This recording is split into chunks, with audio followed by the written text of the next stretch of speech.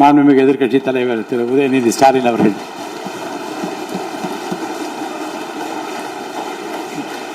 மாண்புமிகு பேரவைத் தலைவர் அவர்களே, பெருமை வாய்ந்த இந்த அவையில் ஆளுநர் உரையின் மீது நன்றி தெரிவிக்கின்ற தீர்மானத்தில் பேசுகின்ற வாய்ப்பை தந்த பேரவைத் தலைவருக்கு முதலினுடைய நன்றியை தெரிவிச்சுக்கிறேன்.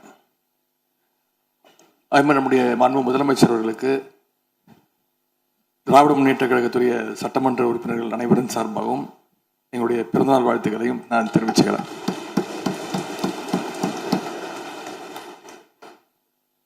இந்த புதிய ஆட்சி அமைஞ்சு சரியா 40 நாட்கள் கடந்திருக்கு. ஆளுநர் உரையின் போது நானும் எங்களுடைய சட்டமன்ற உறுப்பினர்களும் இந்த 40 நாட்கள்ல இந்த அரசு என்னென்ன பணிகள் செஞ்சிருக்கு, ஏதாவது திட்டங்கள் கொண்டு வந்திருக்காங்களா, ஏதாவது சாதனைகள் செஞ்சிருக்காங்களான்னு ஆவலோடு காத்துக்கிட்டு இருந்தோம். ஆனால் எங்களுக்கு வெறும் ஏமாற்றம் மட்டுமே எஞ்சியது. அப்படி எதுவுமே ஆளுநர் உரையில் எங்களுடைய கண்களுக்கு படவில்லை, எங்களுடைய காதுகளுக்கு கேட்கவில்லை. அதே ஒரு நம்பிக்கை வாக்கெடுப்பின் பொழுது நான் பேசும்பொழுது குறிப்பிட்டு பேசினேன். ஆளுநர் வருவார், ஆளுநர் உரையின் மீது வந்து பேசும்போது தமிழ்தாய் வாழ்த்துக்கு முதலிடம் கொடுங்க அப்படின்னு சொன்னேன். பேரவையின் அனுமதியுடன் அலுவல் நேரம் நீட்டிக்கப்படுகிறது. அதே போல தமிழ்தாய் வாழ்த்து முதல்ல பாடப்பட்டுச்சு.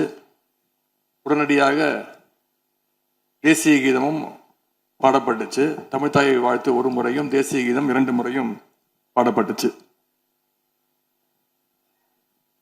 மரபு மீறல் நடந்திருக்கு. இதுவரை கடைபிடிக்கப்பட்டு வந்த மரபை மீறி 2 முறை தேசிய கீதம் பாடப்பட்டிருக்கு. இதே கோரிக்கையை இதற்கு முன்பு இருந்த ஆளுநர் எங்களுடைய ஆட்சி காலத்திலையும் வச்சிருந்தார்.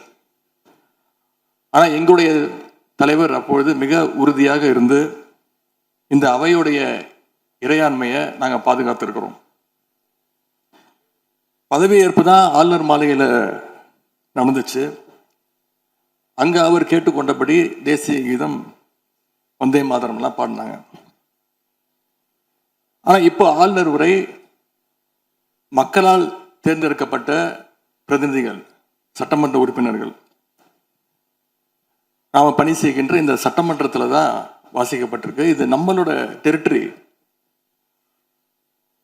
இந்த நம்மளுடைய டெரிட்டரியை ஏன் ஆளுநர்கிட்ட கொடுக்குற அளவுக்கு இங்க என்ன காம்ப்ரமைஸ் நடந்துச்சு அப்படின்னு மக்கள் கேட்க ஆரம்பிச்சிருக்காங்க. மாண்பு உறுப்பினர், ஆளுநர் உரையாற்ற வந்தபோது தமிழ்தாய் முதல்ல பாடப்பட வேண்டும் என்கின்ற இந்த அரசின் உறுதியான கொள்கையில் நாங்கள் நின்றோமா, இந்த அவை நின்றதா என்பதை நீங்கள் முதல்ல பார்க்க வேண்டும். நாட்டுப்பண் 2 முறை பாடியதில் என்ன தவறு என்று எனக்கு தெரியவில்லை.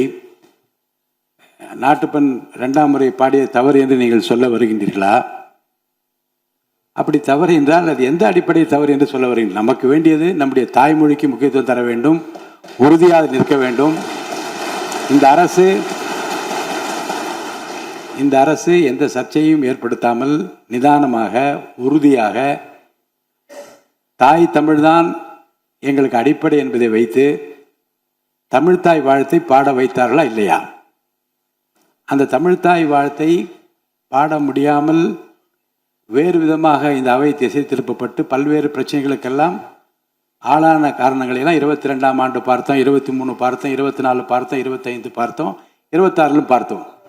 இந்த ஆண்டு தமிழ்தாய் வாழ்த்தை முதலில் பாட வைத்து தேசிய கீதத்தை 2 முறை பாடியதில் எந்த தவறும் இருப்பதாக நாங்கள் கருதவில்லை.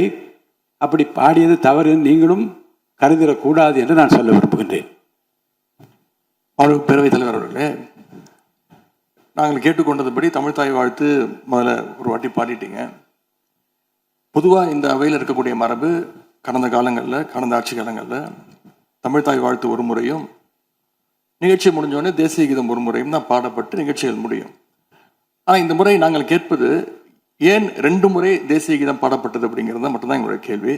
அப்படின்னா தமிழ்த்தாயை தமிழ்த்தாய் வாழ்த்தையும் 2 முறை நீங்கள் பாட சொல்லி உங்களுடைய ஆளுநர்கிட்ட நீங்கள் ஒரு கோரிக்கை வச்சுருந்துருக்கலாம்.